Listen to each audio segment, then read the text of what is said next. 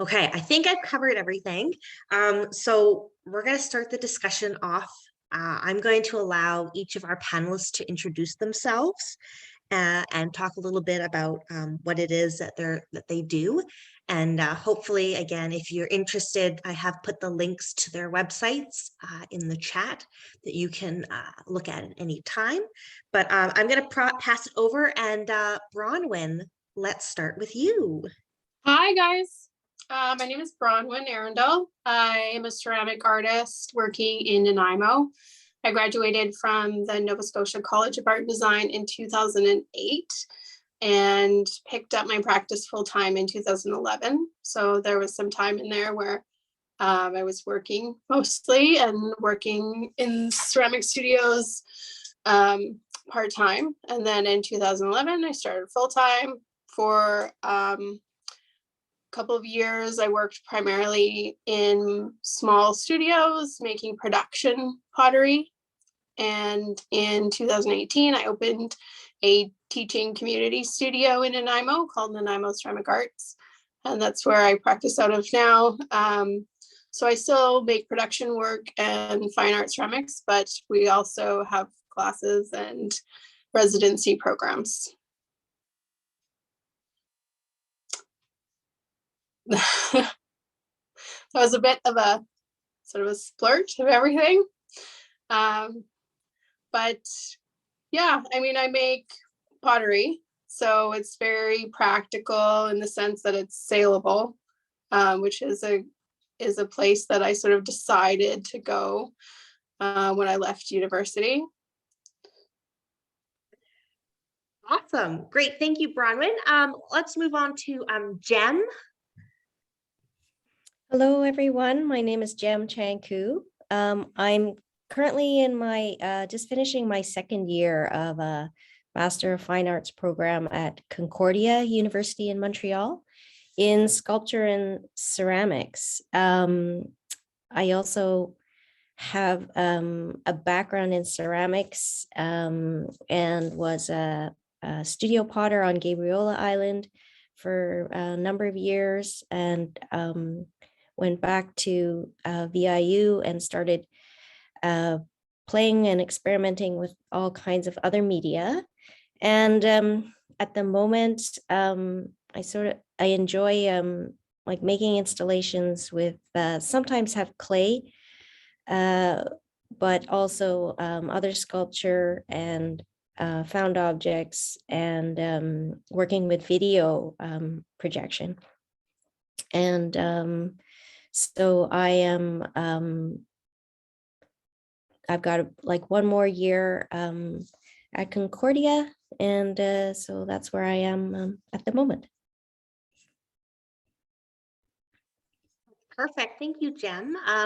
We have Amber here today. Hi, everybody. Good to see you all here today. My name's Amber Morrison-Fox. I'm based in Nanaimo. I'm grateful to be on Snuneymuxw territory, Snuneymuxw. I graduated from VIU in 2018. That's where I did my undergrad, and I did an undergrad in creative writing and visual art there. And I just wrapped up my master's in fine arts at the University of Lethbridge in like really late 2021. So my thesis project was about the intersection between art, video games, labor history and present labor trends, and locality, as well as art education kind of sprinkled in there. So long story short, I made a video game about what it's like to work in the arts in Nanaimo and kind of Canada more broadly. I'm really drawn to a lot of different artistic pursuits. I'm a really eclectic kind of artist. So I do watercolor painting, which you can see a lot of my illustrations on Instagram. I do bookmaking and publishing, both digital and physical. And I kind of have a bit of a conceptual art practice as well. So right now I'm doing a lot of things. That's kind of always been my MO. I'm currently gig working. So I'm doing things like research for the city of Nanaimo. I'm doing creative writing projects. I'm also a substitute professor at North Island College, and I run an online art and literary magazine called Sad Girl Review. in addition to an online store for my artwork. And I'm just starting up a YouTube channel for my video essays. So when I say a little bit of everything, I really mean it's quite eclectic. So yeah, I'll leave it at that for now since I've got a lot going on. Thanks. Awesome. Thank you, Amber. And we also have Marianne here as well. Marianne, you're on mute. I absolutely knew I was going to do that. So, hi, I'm really happy to be here today. I'm also practicing on the unceded territory of Nanaimo people, and I'm very grateful for that. I graduated from VIU with a major in visual arts in 2018. And I also minored in psychology, and that has helped inform my practice. When I graduated from school, I decided that what I wanted to do is focus on printmaking as a media. So I am a printmaker, and I currently have an online store through my website, and I work part-time at the Nanaimo Art Gallery. And I also teach through the Artists in the Schools program. That's what I'm up to right now. I'm currently working on a new edition or a new series of several editions of lino cut reduction prints. And there's 12 prints in this series, and I'm currently on number 10. So I'm getting through them.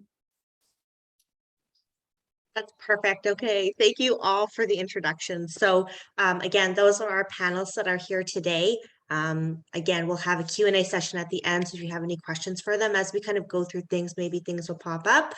Please feel free to put them in the chat, or of course you can ask them at the end. You can raise your hand and we'll call upon people as well too. To get kind of our panel questions going, we're going to first start off with, again, just some predetermined questions that may lead into more information asked by our group of people who are here today. But we're going to start off first with arts education. So going back to the panelists, of course, we're going to talk about studying visual arts or arts in an academic setting. So if our panelists would like to maybe talk a little bit about their experiences or the opportunities that came from going to a university or taking a program that provided them with education, and how has that played a role in your own art practice today? So Bronwyn, shall we start with you if you have anything for us? Yeah. So it was like 14 years ago that I was in school. So it's been a little while, but the biggest thing, aside from giving you like structured knowledge about the craft or the art that you want to do, which is a really great reason to go to school, I definitely would encourage students to go to all the artist presentations that they can. So schools are a great resource for that. Then you get so many different artists coming in and talking and sharing what they're doing and sharing how they're making art. And I think those were definitely the highlights for me at university, were all these artists coming in and talking and showing how they did things. And then the other thing would have been at NASCAD, we were allowed to apply to do a grad show, a solo grad show at the art gallery there. And that process I found really, really helpful, and definitely a skill that I brought forward into my art career.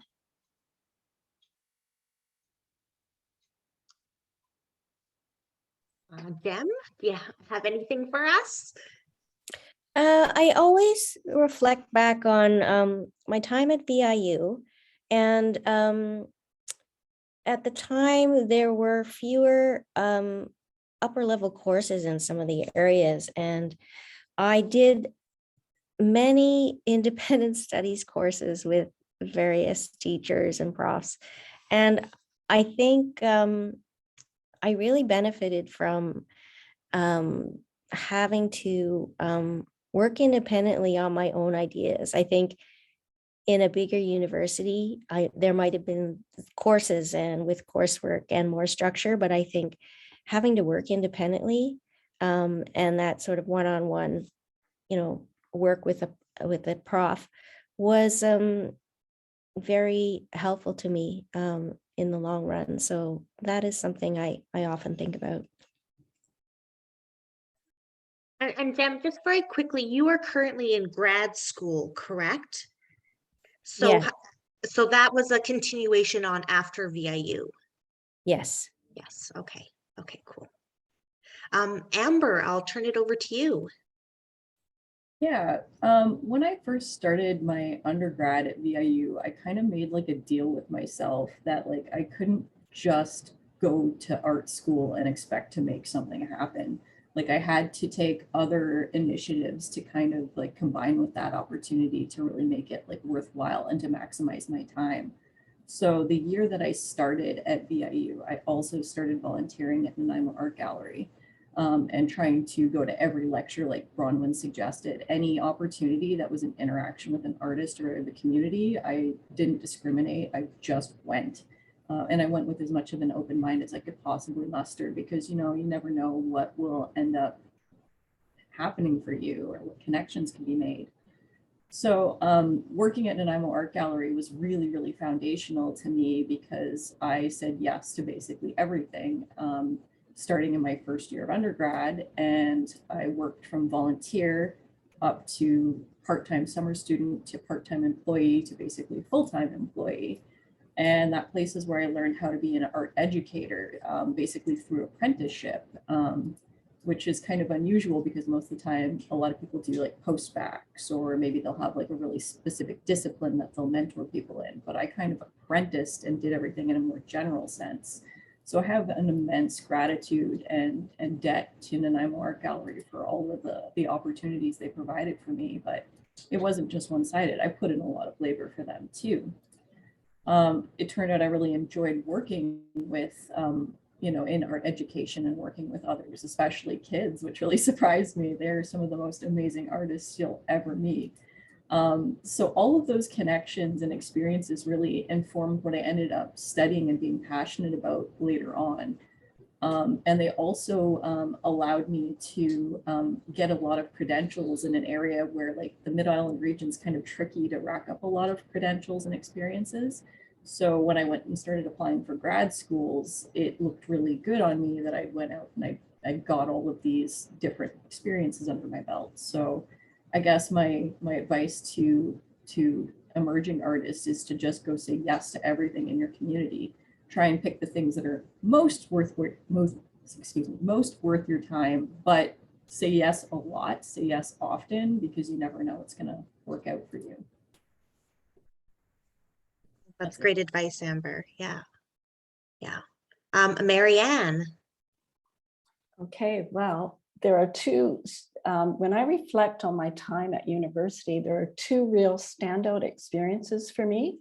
The art department at VIU arranged a trip to New York, where we visited many art exhibits and galleries and museums. And it was so incredible to see the works that you hear about and see in art history, to actually see them in person, up close and personal.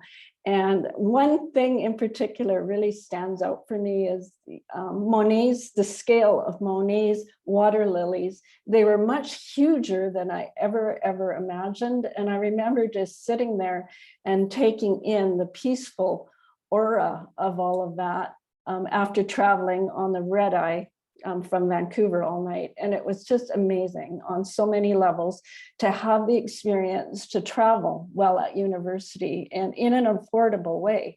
And so I said yes to that experience, and away I went. And it's affected it's been inspirational, and it's still trickling through my practice, some of the things that I saw and read.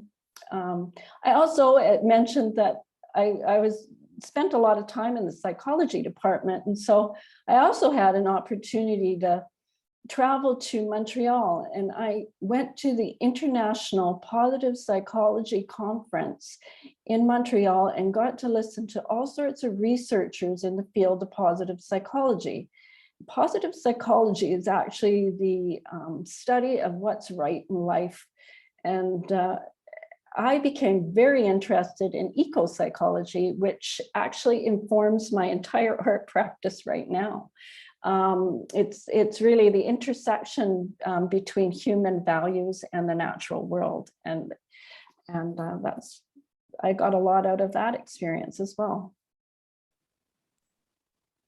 Great, Marianne. And Marianne, for people who are interested in, doing trips like that, I can't remember if that New York trip is open to the public or if it's just for VIU students. At the year I went, other people could go. Right. As far as I know, like there were other people that worked at the university that were part of that program, and other people did go that were from the general public as well.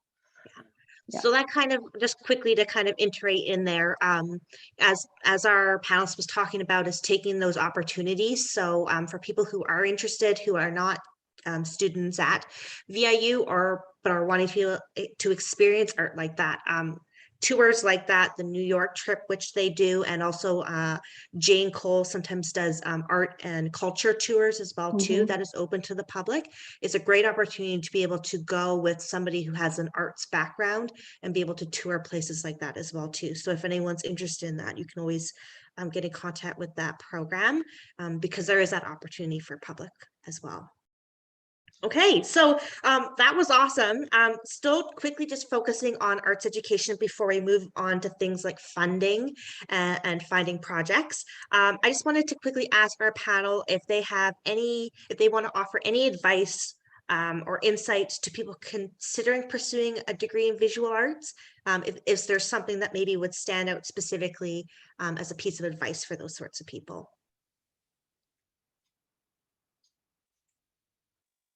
And a Brahmin, back to you again.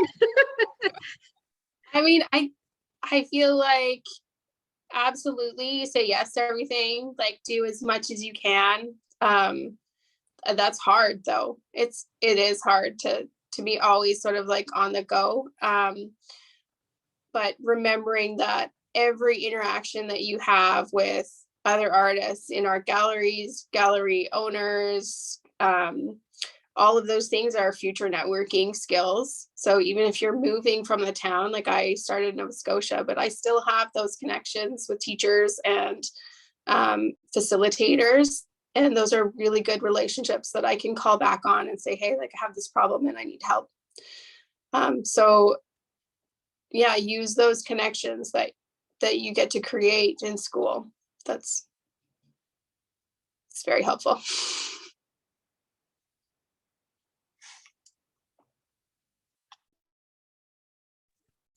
I'm next, I guess.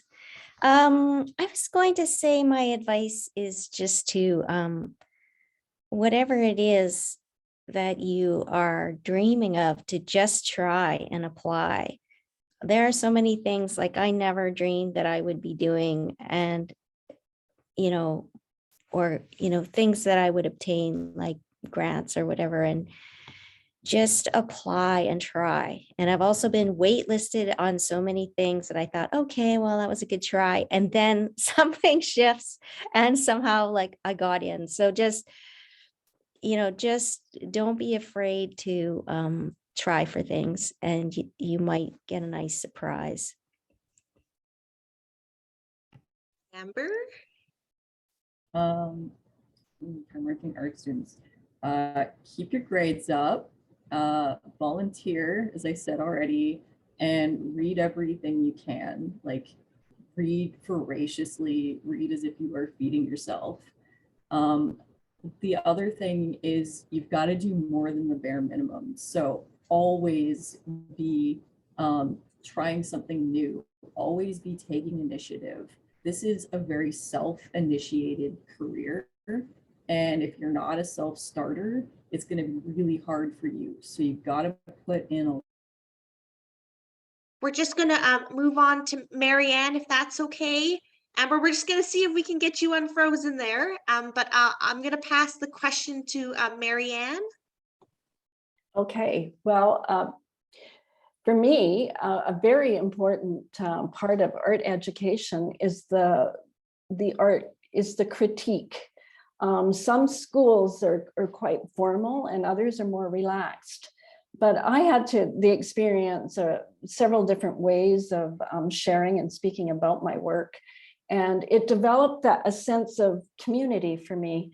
And that community is vital to the success of career in the arts. And my advice is just like what Bronwyn was saying, is to stay connected with the people that you go to school with, because they understand more about you. They've been through these critiques with you, and they will support you along on your journey. So that's my stay connected. That's really my big piece of advice. That's a great piece of advice. Yeah.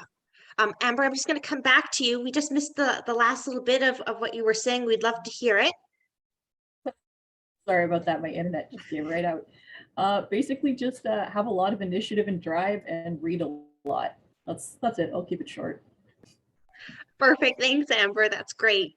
Okay, so that's kind of a little bit of focus around arts education. We're going to move on to a new topic now. We're going to be talking about finding projects and partners, because collaboration is really important when it comes to artists.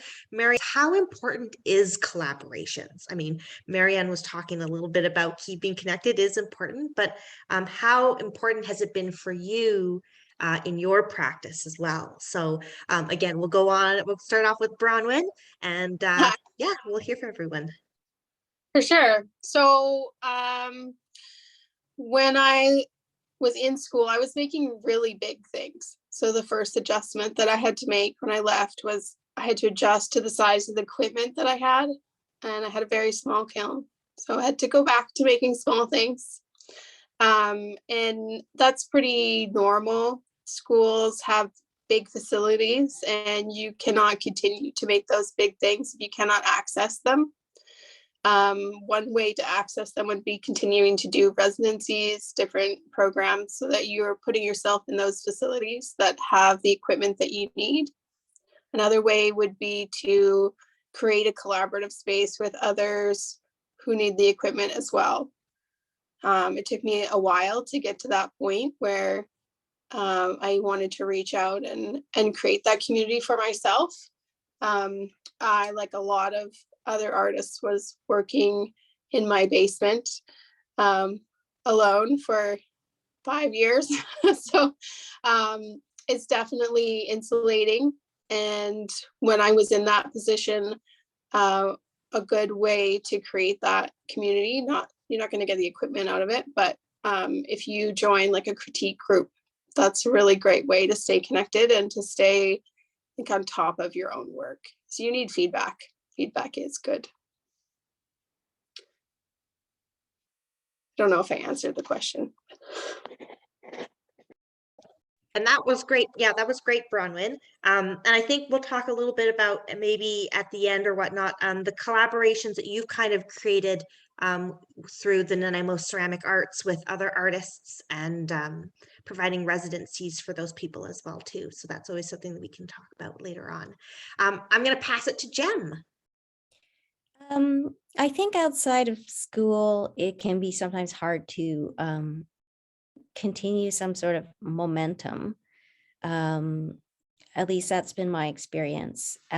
So the sort of cycle of applying for whether they're residencies or shows, like they kind of give you, the shows in particular give you some kind of goal or target that kind of pulls you forward in projects. I did have a great collaboration with Denise, who's here tonight, and Nan Goodship, where we did a group show, so it wasn't collaborating in particular on the work, but I think just working together on that project was a really great experience. And I think there's that kind of community element again, where when you're working with other people, it kind of energizes you and propels you forward in your work, I think. Amber? Yeah, I'm really glad you asked about collaboration, because I feel like this is something that's, really important and not talked about enough. Honestly, I feel like I would be nowhere today if it wasn't for all of the people that I have worked with. First and foremost, I met my partner Matthew Fox in my first year of art school at BIU. We've been together ever since, and we work on just about all of our projects together. It's kind of just a natural consequence, I think, of being around another artist so much, but I feel like my ideas are so much more full and rich because I'm always talking to somebody about them. We're always kicking ideas around and developing things.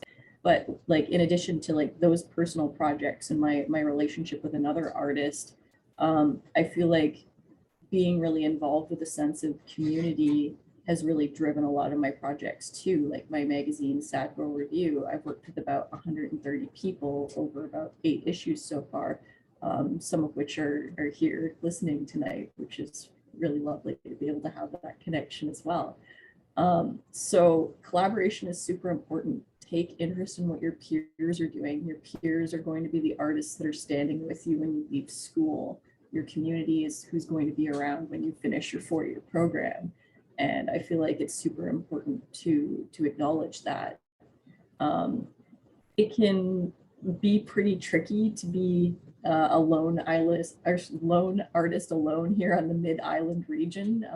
So get involved and get to know other people, and utilize the connectivity of the internet as well. Like just putting my ideas out on the internet and seeing who takes them up has been a really amazing opportunity for me. Like I put out a call for submissions for my magazine and I got 400 queries for the first issue of people wanting to be involved and really liking the idea. And it was really quite shocking and like interesting to me that there's so many people who want to collaborate. So create opportunities, not only for yourself, but for people around you. Be generous with your time and attention for others' work, because I don't know, I feel like that's like one of the only ways for me to be able to operate as an artist, is that genuine interest in other people's ideas feeds my own. So yeah, this is probably it.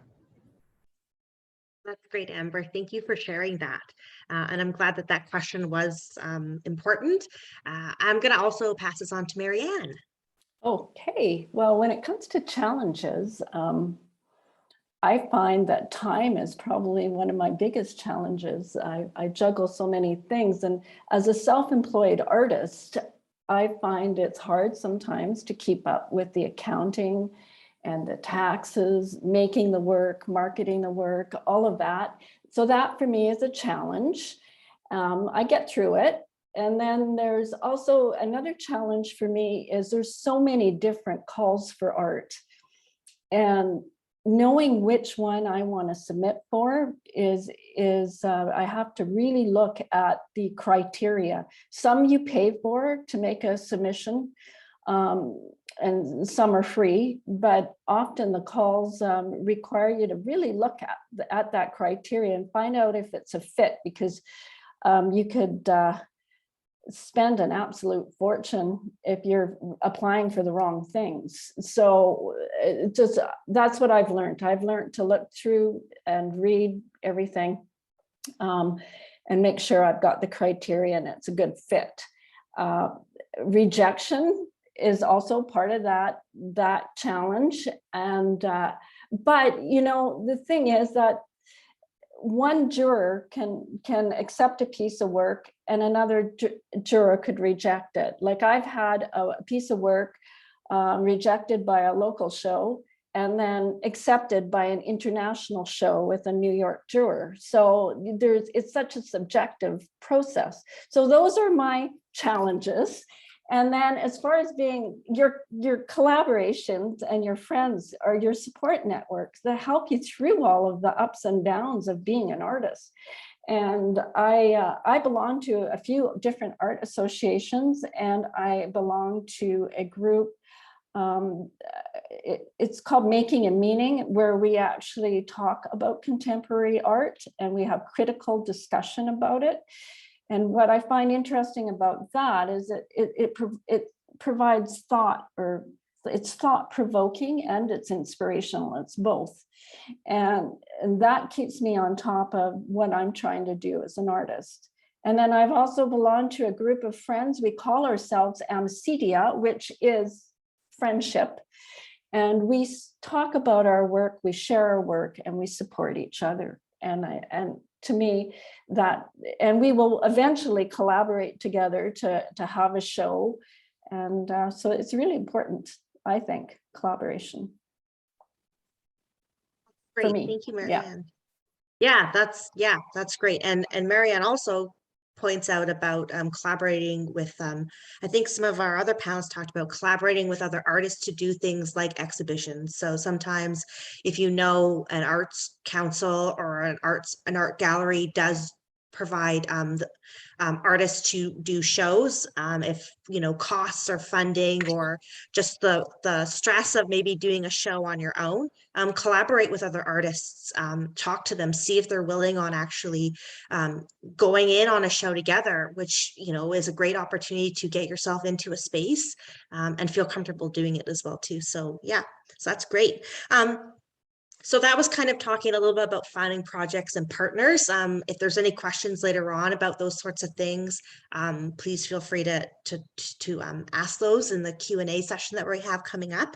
I'm going to move on to a great topic, funding. So funding is always a really interesting topic for artists who are looking to try different things and hopefully get funding for, you know, whether it's from scholarships, loans, grants, sponsors, or donors. So I'm going to put to the panel if they can share some of their experiences that they've had in procuring funding from things like that, and how much has the funding come into play in their own creative practice. So again, I'm going to pass it back to Bronwyn to start off our discussion for funding.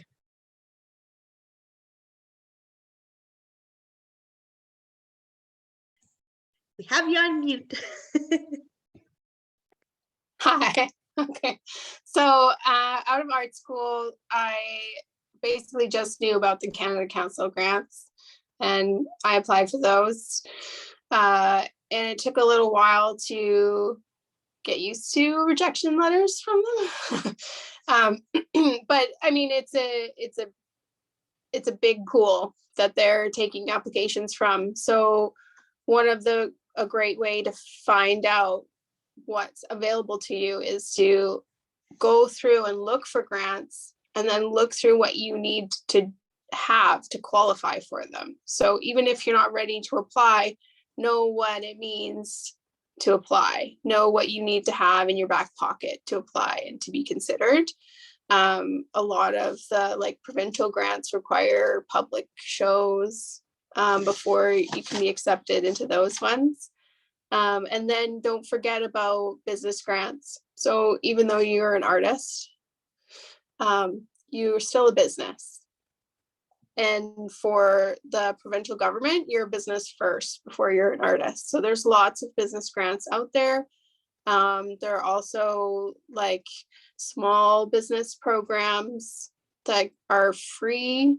Futurepreneur is one of those. They provide loans to small businesses and they do workshops online all the time and they're free.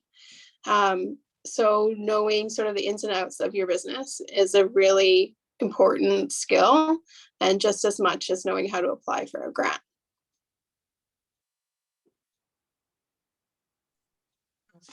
I will pass it on to Jen.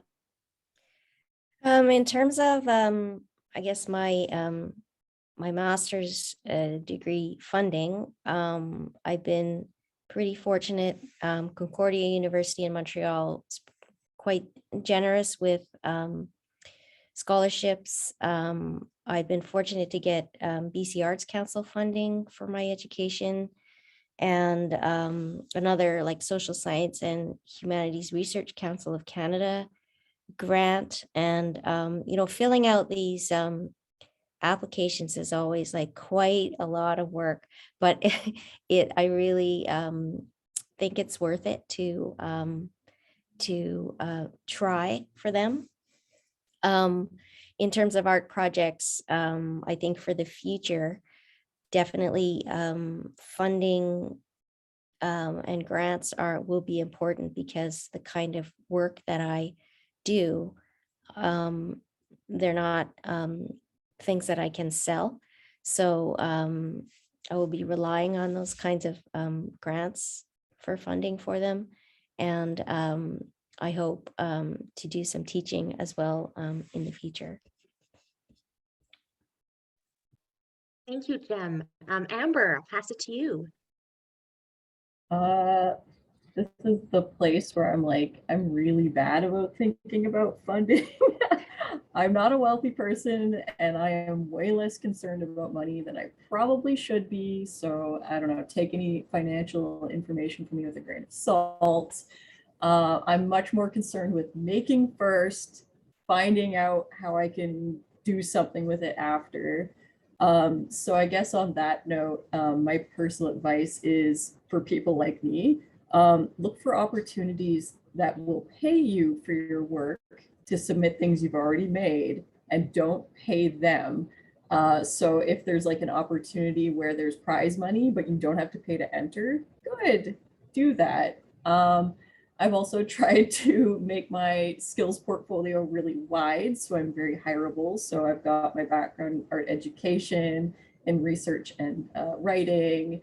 So I get hired for those things so I can keep myself afloat and still pay rent. And I also keep a very minimalistic lifestyle, and I work with materials that are often quite cheap. So I guess there's that. But I guess on a practical note, if you're always working on something, at least you always have a creative output to kind of prove what you're doing and where you're going. So I created my magazine Sagro Review back in 2018. And the city of Nanaimo just started up resilience grants in 2020 or 2021. I got in and I did get a resilience grant because that project has been up and running for so long that I already had a lot of data about it. It already had a track record. And I had been supporting it for so long that to the city, it looked like it just made sense as an easy like investment for them, because I offered to do an issue of the magazine entirely about different island-based or island-connected creators. And I turned around and gave a lot of the money that they gave to me to other people. So it was a good value project for the city. So I guess if you're a person like me, just keep making things and looking for the opportunity to get paid for them with as little overhead as you possibly can would be my piece of advice. That, and be a portfolio type job person where you can do a little bit of everything. Perfect. Thank you, Amber. That was really great to hear your perspective on this question. I think that's very useful. So thank you for sharing that. I'm going to pass this to Marianne. Okay, thank you. I was very fortunate to secure funding to help me develop my practice. It didn't happen through the BC Arts Council or Canada Arts Council, and which is a traditional way of funding for many artists. It happened through BC Employment Services. So what happened is during university, I got involved with a research project on social isolation with the senior population and through Nanaimo Lifeline. And so I was at university, and after university, once I graduated, I was still there.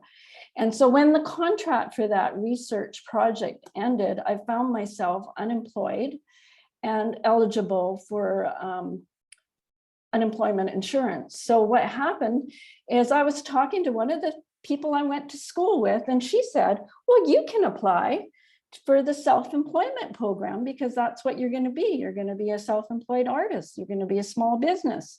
So I went through all the hoops to apply for that, for a self-employment program through BC Services and Work BC. And it's a big, long process. It's probably more onerous than any grant, but it prepared me. It made me set goals, and it made me think about things I hadn't thought about. So I had to apply for the process, jump through all these hoops, get accepted, and then they helped me set up my proprietorship, and they paid me my basic living expenses the whole time that I was doing this and developing my business plan and what I was going to do. And I was able to take a digital marketing course through Alacrity Canada as well. So that was so valuable, and it's helped me.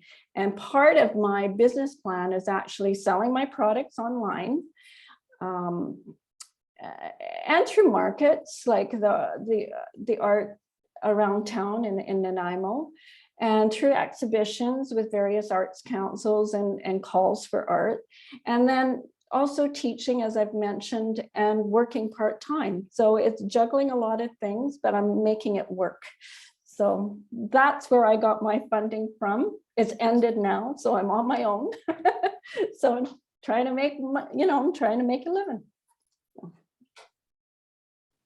Perfect. Thank you, Marianne. If anyone has any questions about funding or places if they have any questions for our panelists about where they received their funding, if there's funding that you're interested in, we can definitely talk about that in the Q&A. I will also put in the links to the Canada Council for the Arts and the BC Arts Council if you're interested in those types of grants as well. But we're going to move on to our next question as we kind of move towards our Q&A session. And that's going to be talking about promoting yourself as an artist. So we were kind of talking about how do you balance everything. So a lot of our artists are making their art, they're collaborating, and then they're also trying to market themselves. And so trying to divide your time amongst all those different things. So I'd like to put to the panel about what challenges have you encountered and what approaches have you found that work best for you in promoting yourself? And that kind of goes into the idea again of how do you balance your time and attention between actually creating your work and also promoting yourself to sell your work or to just let people know what you're doing. So Bronwyn, we'll go to you.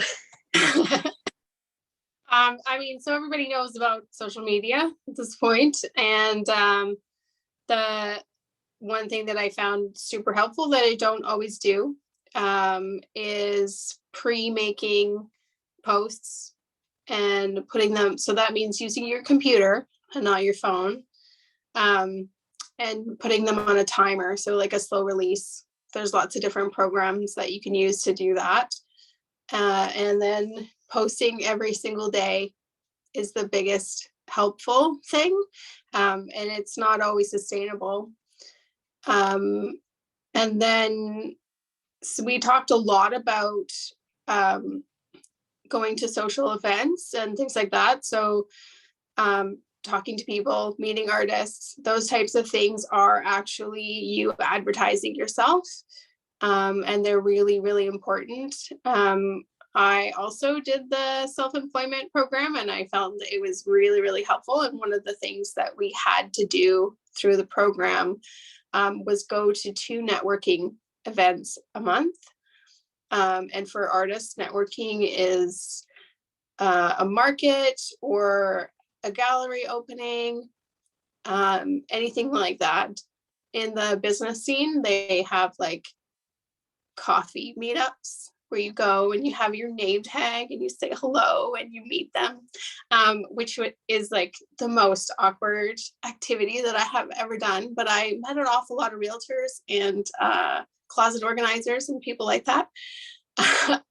So you don't have to do those types of things. Obviously, they're not happening right now since COVID, but it's kind of cool practice to go to a gallery opening and introduce yourself to somebody that you don't know.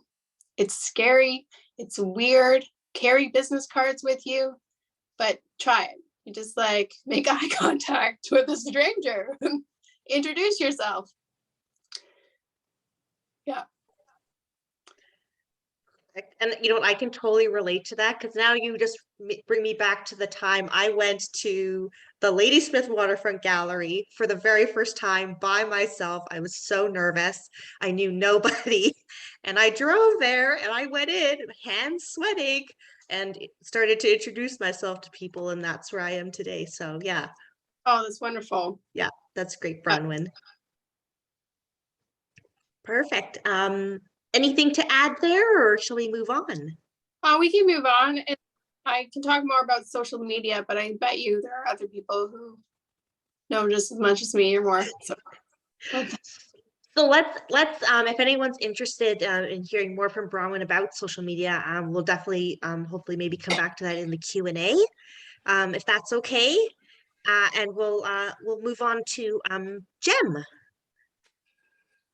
Well, social media is not my favorite thing to do. I do have a website. I do have an Instagram account, but I warn people that I don't post things very often. So I'm not the greatest proponent of that, or at least I should say I'm not the most successful at that. Yeah. And idea of actually going somewhere and networking really terrifies me. But I think if what has worked for me is just, continuing to, follow things that I'm passionate and really curious about. And, the connections with people's, it happens, what I feel is a more comfortable way for me that, if I think I'm networking, I somehow like freeze. But if, the connections that I've made with people that, people just continue to really amaze and impress me with how like kind people are and how genuine, um, the things that I've encountered with people. And that always stays with me, and the connections kind of seem to spring from those things. For me, that's sort of been the way that I've worked. Perhaps not the best for sort of like self-promotion, but somehow the connections seem to come and have been really rewarding. Thank you, Jem. Amber. Yeah, to build off a bit of, I'm like somewhere between Jem and Bronwyn. The idea of going and doing networking, like I know it's important. Bronwyn's completely and totally right, but like Jem, I freeze up and want to die inside every time I have to do it. So my way of getting around that was I started volunteering for things. So if you show up at the art gallery and say, hey, I know there's an opening tonight, what can I do to help? I ended up serving Nanaimo Art Gallery's bar. Like I was the one pouring wine for like a good 5 years, and you get to know a lot of people in that time. It gave me something to do with my hands. It made the interactions really brief.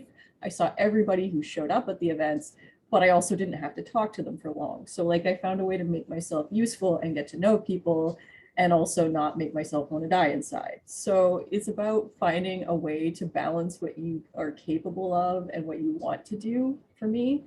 And in terms of like other things like volunteering behind the scenes, like see if a local organization needs a board member, you'll network with a lot of other professionals. I recently joined the board at Nanaimo Arts Council and at WordStorm. To get to know people within the community at that level. So like helping organizations run, become a part of your community. And other than that, in terms of my actual artwork, I've tried to always think now about how I can build in showing it off online as like part of the artwork. So I started doing watercolor illustrations a lot more recently, and now I've started incorporating like process videos. So in addition to sharing the artwork, I can do a second post about how I made the artwork. So it's think about what you can actually sustainably do and then do it, I guess, is my advice on that front. Yes, that's very true, Amber. Yeah. What can you do? What can you not do? Yeah. Marianne. Okay, when marketing my work, I've learned to keep it really simple. I found I can't do it all. There's so many social media platforms out there. Facebook, Instagram, Twitter, Pinterest, TikTok, YouTube, there's so many. And so what I've decided to do is decided to just focus on a couple of them. For me, it was looking at my website, finding out where the traffic was coming from. If it was coming from Instagram, then that's where my focus is going to be. And so where it was coming from for me is Instagram, Google My Business, because I am a small business, and Facebook, those three. So those are the three that I concentrate on mostly. And I try to do a post almost every day, but I rotate it. I do a Facebook post, and then I do an Instagram post, and I also share my process. As Amber was speaking about, I share my process because a lot of people don't understand what printmaking actually is. So for me, that showing the process videos really help. And thank you for mentioning something that is not social media, but Google My Business, I think, is a great thing that you mentioned there. So for those of you that don't know, Google My Business is a listing that you have on Google, which is really great if somebody is searching for you through one of like the biggest search engines, that you can update with information, as well as events and products as well too. So usually when you go onto Google and you search for a place, there's a little tab that kind of comes up on the right hand side that has all this information that people can have access to, you know, a map to where your location is, contact information. They can call you right then and there. It pops up on their phone, their tablet, their computer. So having a Google My Business thing set up is really important. So thank you for mentioning that, Marianne. So we're gradually getting close to our Q&A time. So I see we have some great questions that are coming in through the chat. So if you'd like to include some questions in the chat, please feel free to start putting them in there. You're more than welcome, of course, when we go to our Q&A session, to raise your hand in your screen. And if your camera's turned on, we can see you. We can definitely get to any questions through there as well too. But I'd like to finish off with our last question for our panelists, and that is about current projects. So they're all very busy and they're consistently working on things. And so I would like for each of them to be able to tell us a little bit about a current or upcoming project that they are really excited about and to share it with us today. So Bronwyn, we'll start with you again. Well, so I actually got a Canada Council grant this year, and so I'm working on a new project around wall sculptures and landscapes, as well as turning those physical pieces into like a 3D space. There's a program that I use that can and we use it in the gallery to make 3D shows. And so I'm going to use that program. So I'm pretty excited about that. And we're adding another residency space to our very squished living quarters. No, we have a new space available at our studio. And that's either going to be a residency program or an apprenticeship program. I haven't quite figured it out yet. But yeah, we're just always growing, filling it with as many people as I can. So that's, yeah, that's on my brain. That's awesome, Bronwyn. I'm so proud of you. Yay! Again, as we start to wrap this up, if anyone has any questions for Bronwyn, who is the owner of Nanaimo Ceramic Arts, as she mentioned, she does provide opportunities for artists to have a space to work and produce work and show their work in a gallery space. Definitely feel free to ask questions in the chat. I see we've got some stuff coming in as well too. I would like to now pass this question on to Jem. So currently I'm working on developing an installation that is using very thin translucent porcelain. And I am projecting with data projectors some video that I've made onto them. And so the video, you can, see it from the other side because it's quite thin and translucent. And I guess I'm digging into themes that, about migration and displacement and sort of family history, but sort of broader sort of colonialization stories, and somehow trying to bring this all into one installation. And actually dealing quite a bit, quite interested in using clay raw and not fired, which is quite different from my past of making and firing a lot of ceramics. So those are the kind of things I'm working on at the moment. That's awesome, Jem. And a quick question for you. As you're working through these things, are they going to be shown anywhere in particular? Do you have a venue or a place that you are thinking about showing those sorts of things? Not really at the moment. I guess I'm still I have things that are going to be critiqued at school at the moment, but no other, big shows on the horizon at the moment. Awesome.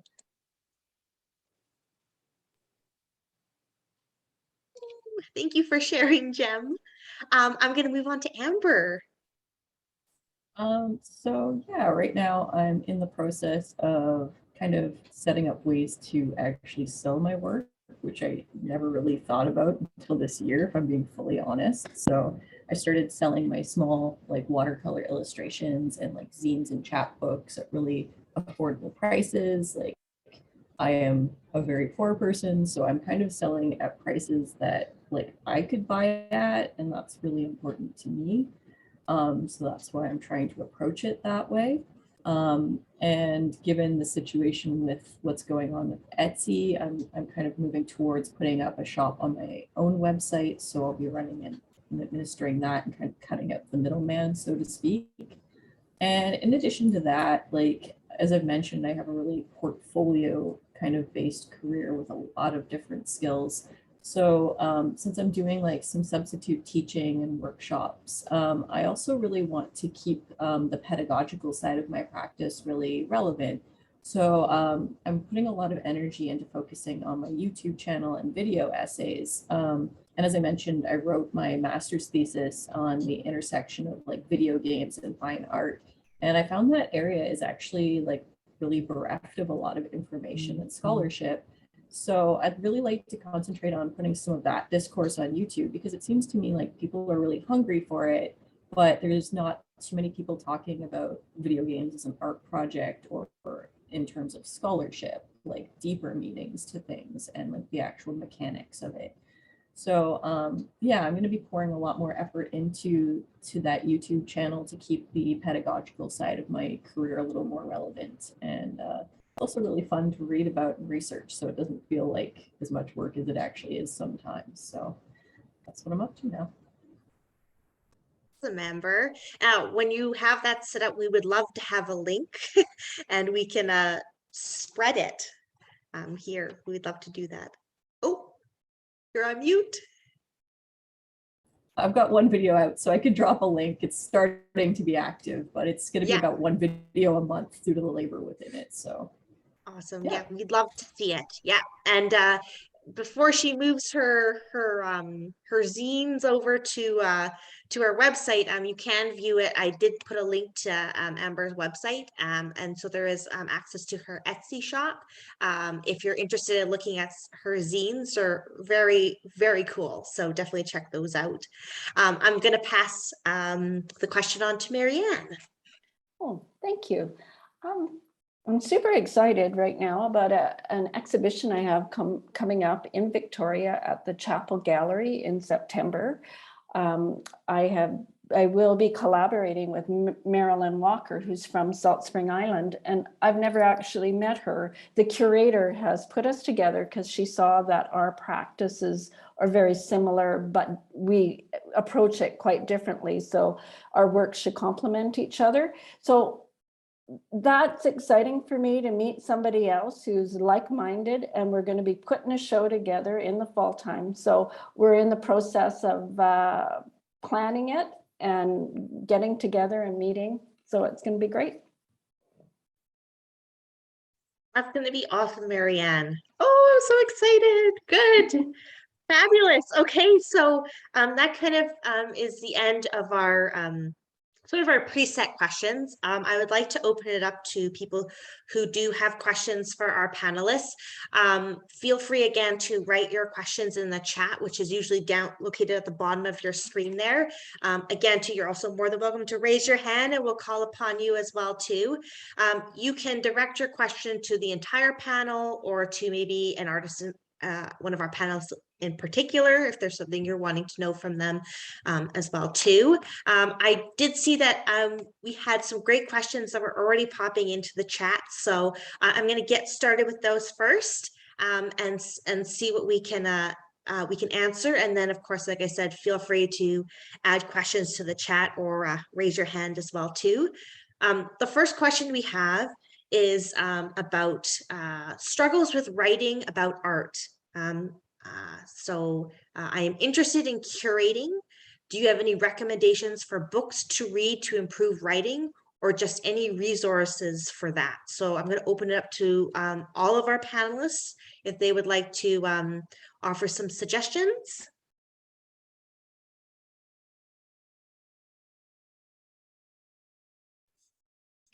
I did put one in the chat that was How to Write About Contemporary Art by Gilda Williams.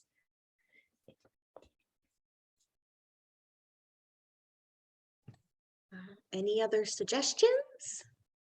Yeah, actually, I was just looking online for it, so I didn't want to like say it without giving you what I was looking at. When I worked at Nanaimo Art Gallery, we did an art project, or sorry, an art viewing approach called See, Think, Wonder. And I cannot recommend this approach enough. So it's really simple. So you go and you stand before an artwork. What do you see? Describe it extremely literally. I am looking at a painting that's acrylic on canvas. It is very large in proportion to my body. It is hung flush to the wall. A very literal description. What are you seeing? Then what do you think about that? Well, how do these like visual methods inform what I'm seeing? So is it a picture of a car?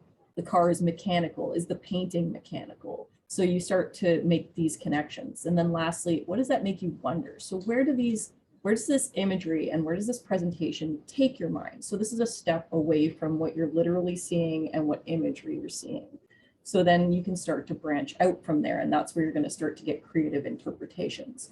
So I really recommend doing this exercise regularly with different types of artwork. I linked in the chat the very simple like format of it, and just do it over and over and over again. This works for 5-year-olds, it works for 50-year-olds, and it will work for you. I've built entire essays around this. So it's like a matter of practice, practice, practice, and like really think about what you're seeing and don't try to be artistic about it. Just be literal, be really direct with your language and your thoughts, and don't try and censor yourself too much either. So I guess that would be my easiest entry point into more art writing. And other than that, art reading. Read everything. If you want to be a curator, seek out books by curators, read curators. Who are the most popular curators right now? Read their stuff. Who do those curators draw upon? Read their stuff. So really get in there and start reading a lot to feed your mind, as well as actively trying to create this type of writing as well. And if you get stuck, ask a friend to go and just talk about it. You don't have to literally write everything that you think down. So I guess that would be my advice on how to get started. Thank you, Amber. That was awesome. Does any of our other panelists want to include anything in that question?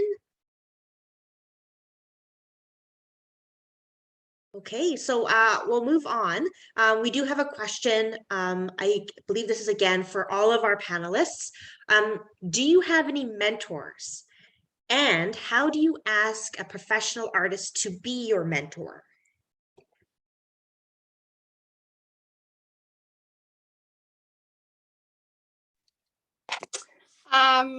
I have people I consider mentors, but I don't think I've never been like, hi, will you be my mentor?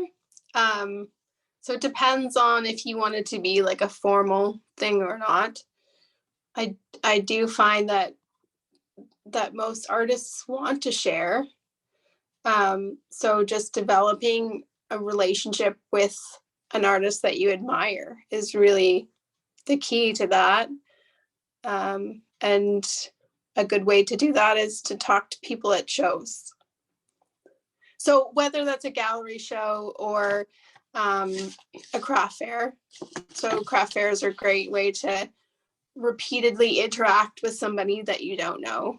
So but it takes time, like years, because you go every year and you go and talk to the same artist again and again, and you develop relationships with them. Another way would be to work for them. Yeah, just offer to work for them. Awesome. Thank you, Bronwyn. Oh, Marianne, do we have something to add here? Well, I just wanted to say that keeping in touch with people that you admire is very important. I've kept in touch with my high school art teacher throughout all these years. After about a 40-year absence, I just contacted him out of the blue and wrote him a letter and thanked him for being my art teacher. And then we have been speaking to each other and writing to each other ever since.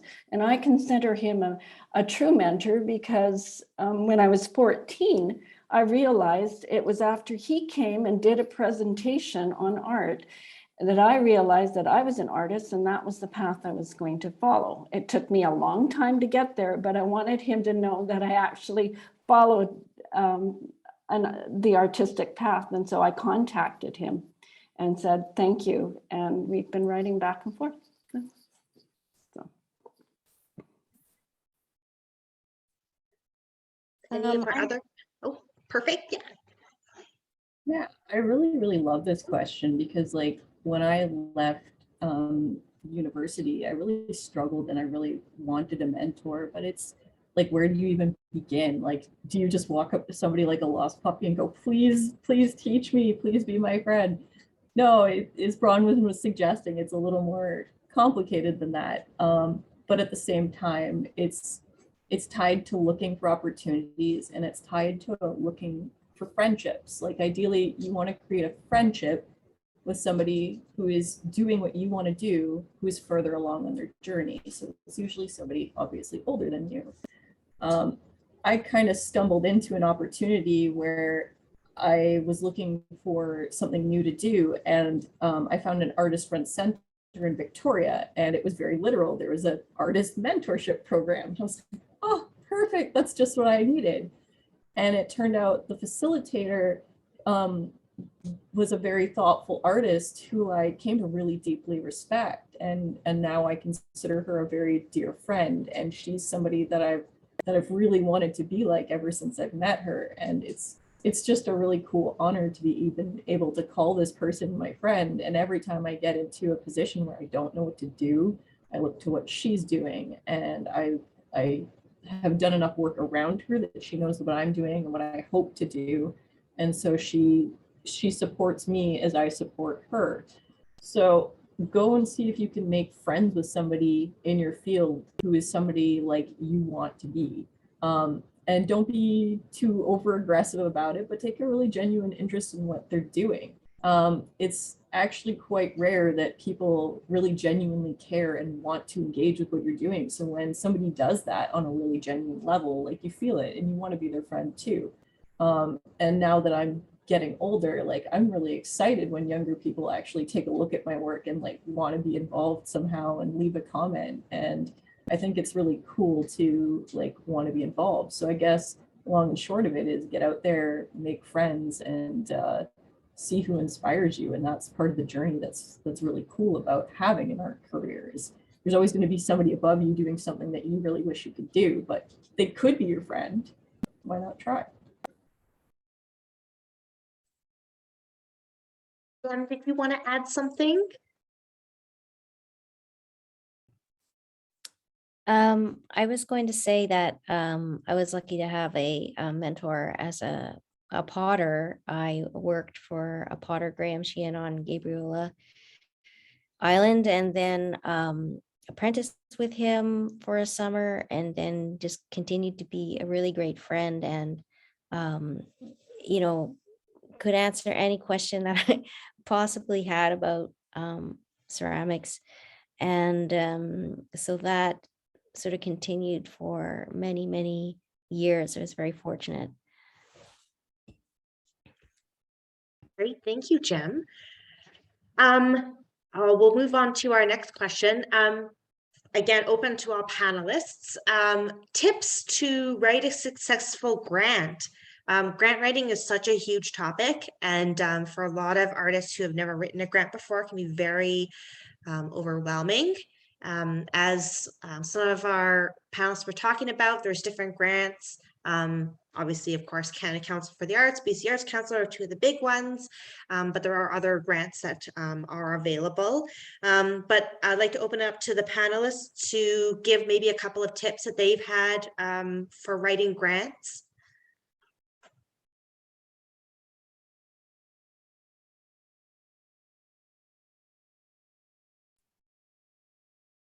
I guess I'll kick it off. Know what you want the grant for. You can't just want a grant. That was my biggest stumbling block. Like, oh, I need money, a grant. No, what do you want to do with the grant? Like, be super literal. Like, I need a grant to do this activity. This is what I'll need to do. That's what you have to explain. So if you can't write out in a sentence why you want that grant, stop and plan that part first.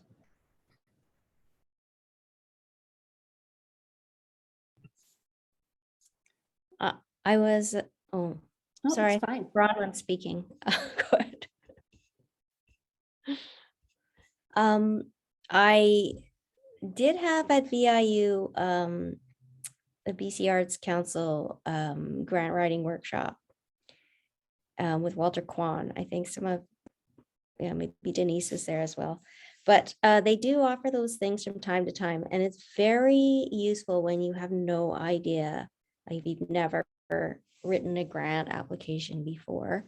So those kinds of things can be helpful. Canada Council also offers these workshops. And I guess, as Amber said, you know, read carefully the guidelines and be very specific about what you want.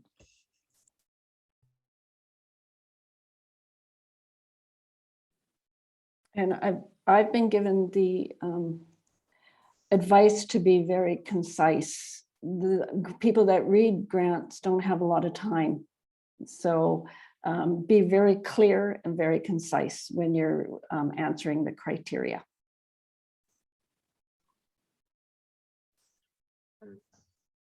Bronwyn, do you have anything to add? Oh, you're on mute. I was going to just go back to the see, think, wonder. It applies to grants as well. So the C is, what are you making? Why are you thinking about it? How is it going to improve your art? It's like really the basis of any good grant. Awesome. Thank you. I'm also going to actually include the Arts Council of Ladysmith and District President, Kathy, in this question, who is very familiar with writing grants for the Arts Council here, but also for community groups as well too. So Kathy, would you like to include anything in that, in this topic? Yeah, I would. I know it's a hell of a job, and I even hate it. I wrote 3 this weekend, and concise, simple writing. I've adjudicated BC Arts grant. I had 95 submissions to read, and some of them were just like, oh my God, you're never getting this. People that explain things very simply, like just edit, and get it very sync. We have Shannon that does that for us. Takes it down to the nitty gritty, make it easy for the people who are reading it. And like Marianne said, they're looking at a lot of them. Make yours stand out as being really easy to read and really concise. And you'll probably find that you're successful. And read the questions, like answer what they're asking for. And sometimes it's really good. It's like an application. Say what they're asking, kind of give it back to them in their language, because that's their language. So yeah, and keep trying. Who said that? Grant and try. Somebody said that. Was that you, Marianne? Just keep working at it. Jem said that. Oh, Jem said that. Yeah. That was, I thought, yeah, that's what you do. Keep writing, keep trying. So, but make it simple. And good luck. I have to say too, I just want to say, this has been really interesting. I'd love to see you guys in 10 years. I'd like to see this panel and tell me how far you've gone. That would be really interesting. So remember that, Francesca. There we go. Thank Yeah, you. perfect. Yeah, and just quickly to wrap up on the grants as well too, again, coming from the Arts Council, as the panelists have said, there are programs where different groups will offer opportunities to help you figure out how to write grants. Another great resource is Arts BC, and I think it's the BC Alliance for the Arts. They also offer usually free programs on how to write a basic grant or a specific grant if there's a big one coming up. So take a look at their websites as well too, sign up for their newsletters, because they will also provide you with opportunities to do that. So Jem. Just going to quickly add that, if you know someone who is getting grants, ask them if they can send you a sample of their applications. They may be happy to do that. I know that's been very helpful to me to see, someone who's quite successful send me, what they wrote. I go, oh, okay, now I understand, to have a good example that, keep that in mind.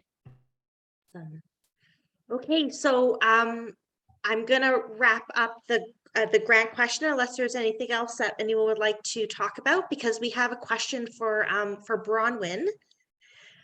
So Bronwyn, we have someone who would love to hear more from you about reaching out to other artists in your discipline to form the Nanaimo ceramic arts. So I just did it by myself. I was a part of a co-op that met once a month, and I recruited a couple of teachers there, and I was really, really lucky. They're amazing instructors. And I talked about my plans a lot. I'm sort of an external thinker, planner anyway.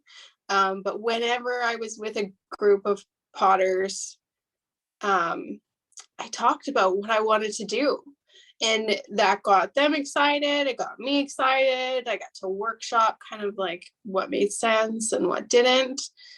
And I spent a couple of $100 taking workshops the year before I opened my studio. I took a couple of workshops on the island. I visited some friends. I took workshops there.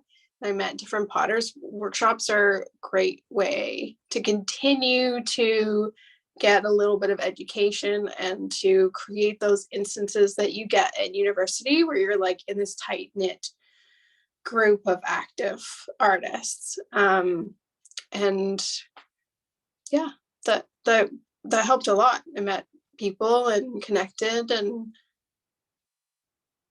yeah. I hope that answered the question. I'm not forgetting I'm muted.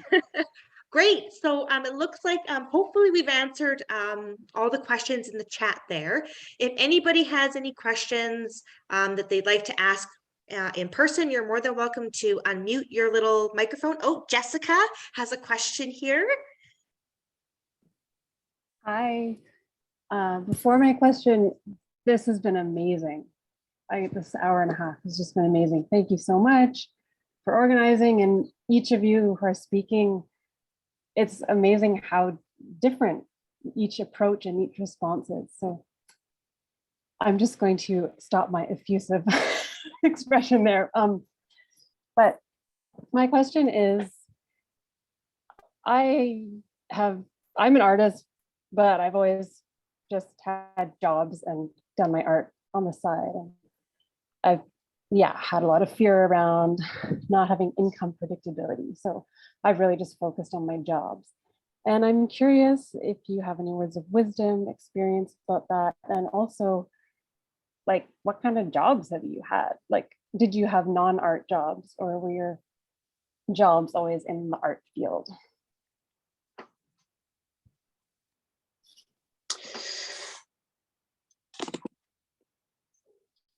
I always had non-art jobs. And then I went on mat leave and I got to apply for the self-employment program. So that helped immensely. And they pay like minimum wage for like 9 months. It's amazing. And you have to go to class and make a business plan and think about your work as a product. If you don't have that sort of income opportunity, start with a business plan. Think about what would it look like if this was the only way that I can bring in income? What is my product? Like, am I the product? Is the work the product? Is it a combination? Am I teaching?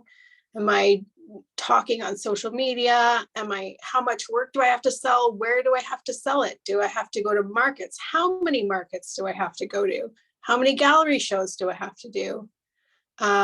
So break it down to like, how much do you need to sell to make what you need to make to live? Just work backwards. And yes, there's a huge leap of faith to go from working part-time or full-time and making art part-time. But there is a massive increase in your ability to make work when you're doing it full-time. It's just incredible. So when I was just making part-time, I felt like my work was only covering itself. And when I switched to full-time, I found I could almost triple how much I was making in the same amount of time, because the way that you set up your practice will increase your ability to produce work. So loans are not the worst thing in the world. Futurepreneur is a program that I have done as well. And it's a loan program that requires you to make a business plan before they give you any money. They give you a year before you have to start paying anything back. And then they give you 5 years before you have to pay the rest of it back. And the medium loan is like 5 to 15 grand. So it's really about getting yourself started and off the ground.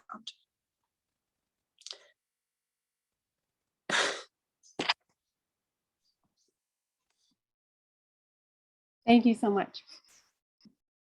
Somebody who's had to work a lot of unrelated to art jobs, like I have a very be not proud approach.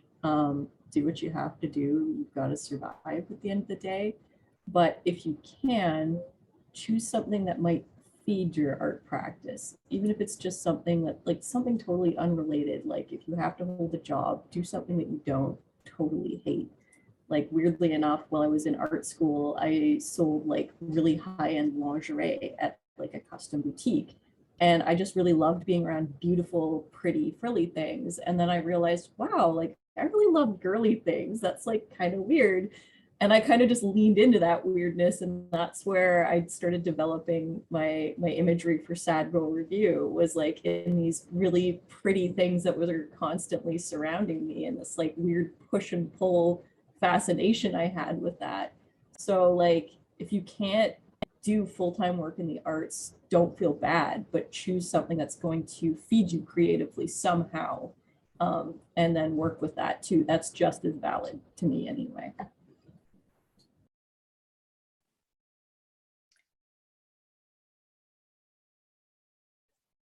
Marianne? Okay. I haven't always worked in the art industry either. I was an optician for many years, like for 30 years actually. And it was all about helping people to see. And then I realized that really what I wanted to do is help people to see, but I wanted to help them to see through art. And so that took me to university to get my training, because I felt that I needed that. And then, as I've already explained, I went through the self-employment program as well, which starts with that business plan. So I'm just going to repeat everything Bronwyn just said. It's really understanding what it is you want to do, and set some clear and concise goals, and decide for yourself how it's going to look. For me, I have to work part-time. That's just the way it is, and I'm happy to do it. I'm very happy to work at the Nanaimo Art Gallery, because the position I have there is very flexible. I learn a lot. Like Amber said, it feeds my practice, and there's always new things happening there. So I find, and that there's volunteer work that you can do also that'll help feed you creatively. And so that's a good start, even volunteering. Do you have anything to add there? Well, I guess I just concur that, you need to find obviously what works for you. I was a studio potter for many years. I would say like entrepreneurship is not my strongest point. I worked in the public library system for 13 years, which I loved. And, I was a mom and raised kids for over 20 years. Yeah, it's a tough one. There's not one size fits all. But sometimes, maybe you can find ways to tippy toe in and try different things, and to find what works for you, and helps you to survive as well. Great, thank you, Jem. So we have neared our time. I'm just going to put it out to anyone if they have any final questions. If not, we will start to actually wrap this up. So I'm just giving everyone a last minute here. Perfect, things are going well. Okay, so again, so I guess as we start to wrap this up, you know that this was being recorded, so there will be a recording of this, and we will be having it on our YouTube channel here at the gallery, as well as on our website. The website, or the video, will also be accompanied by the links to our panelists' websites and social media, should you wish to connect with them or take a look at what they're doing. It will also have some of the links that were mentioned here today, if you would like to get those as well too. So things that were linked to the BC Arts Council, Futurepreneur, anything like that, even some of the recommendations that were given for books as well too, if you'd like to have access to those. So that will be going up hopefully before the end of this week. So you can head to our website, ladysmitharts.ca, and head to our blog, and we'll have it there. And of course, we have, because this is part of our education month, our student exhibition is right now showing here at the gallery at Park Hill Terrace. So 444 Park Hill Terrace in Ladysmith. We're open 11 till 4 Monday to Saturday, but we will be closed for the Easter weekend. So there's still a little bit of time to come and see the student exhibition.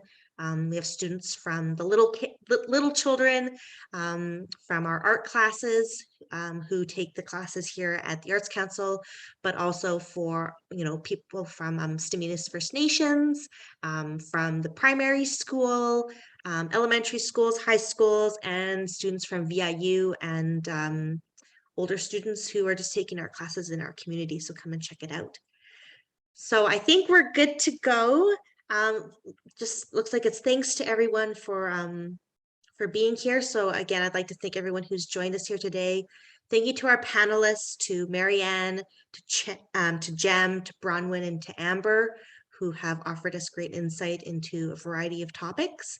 And again, if you have any questions, you can contact us at the art gallery here in Ladysmith, and we'll get that information up for you again on our blog. So I think that is for it tonight. So thank you again for joining us, and we'll see everyone very soon. So thank you. Take care, everyone. Thanks, everyone. Thank Thanks so much. you. Bye. Bye. Thank you, everyone. Thanks, Francesca. Thank you.